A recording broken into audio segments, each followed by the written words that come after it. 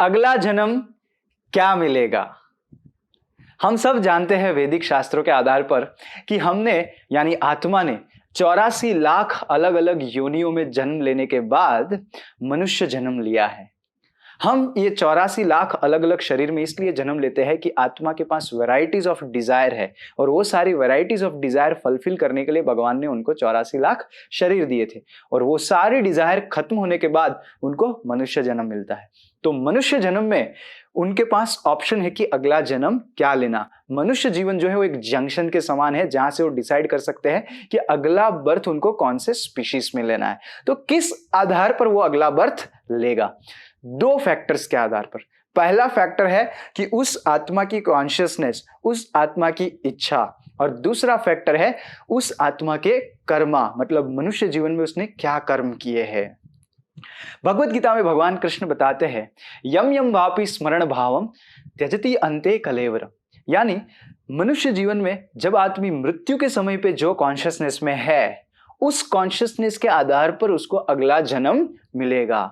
मतलब अगर आदमी ने पूरी लाइफ अपने कुत्ते की सेवा की है और मृत्यु के समय वो अपने कुत्ते को याद करता है, तो भगवान जो बहुत दयालु है वो उस व्यक्ति को एक कुत्ते का शरीर देंगे। अगर किसी व्यक्ति ने पूरी लाइफ एक बिल्ली से अटैच हो गया है, तो अगला जन्म जो है उसको बिल्ली का मिलेगा। अगर कोई व्यक्ति पूरा जीवन जो है सोता रहता है, तो उसको अगला जन्म मिलेगा भालू का, ताकि वो 6 महीने तक एक साथ सो सके।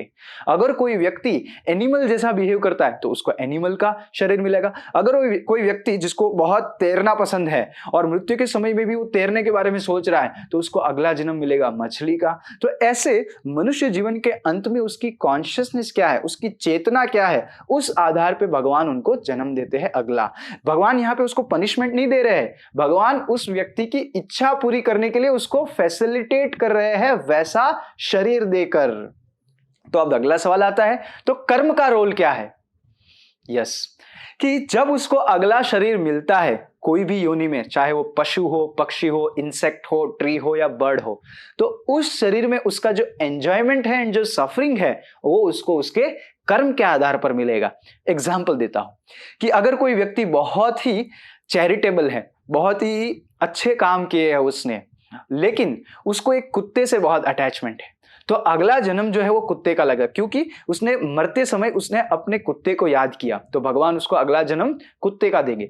लेकिन उसके कर्मा बहुत अच्छे हैं, तो क्या होगा कि वो एक अमीर घर में कुत्ता बनेगा, वो सड़क का कुत्ता नहीं बनेगा, अमीर घर पे कुत्ता बनेगा, ताकि उसको वैरायटीज ऑफ एंजॉयमेंट वहां पे मिले। तो कर्म के आधार पर उसका एंजॉयमेंट एंड सफरिंग डिसाइड होता है, एंड उसकी इच्छा और कॉन्शियसनेस के आधार पर उसका अगला शरीर डिसाइड होता है। तो इसीलिए मनुष्य जीवन में हमें हमारी डिजायर्स को प्यूरिफाई करना चाहिए, हमारी कॉन्शियसनेस को हमें प्यूरिफाई करना चाहिए, और हमारे कर्मों को हमें जीरो करना चाहिए। कर्मों को जीरो करना यानी कर्म के फल को जीरो करना, ताकि हम अगला जन्म वापस इस दुनिया में ना ले। तो हमारी कॉन्शियसनेस को कैसे प्यूरिफाई करें, और हमारे कर्म का जो अकाउंट है, हैप्पीनेस और डिस्ट्रेस का अकाउंट है, उसको जीरो कैसे करें? शास्त्रों ने कलयुग के लिए सरल मार्ग बताया है।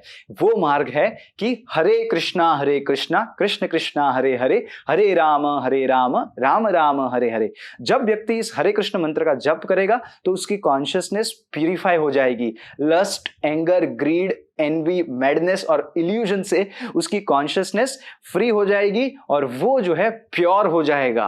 और इसीलिए जो अगला जन्म है वो, या अगला अवतरण है, वो सीधा वो वैकुंठ लोक में लेगा, भगवान कृष्ण के धाम में लेगा, और इस दुनिया में वो वापस कभी नहीं आएगा।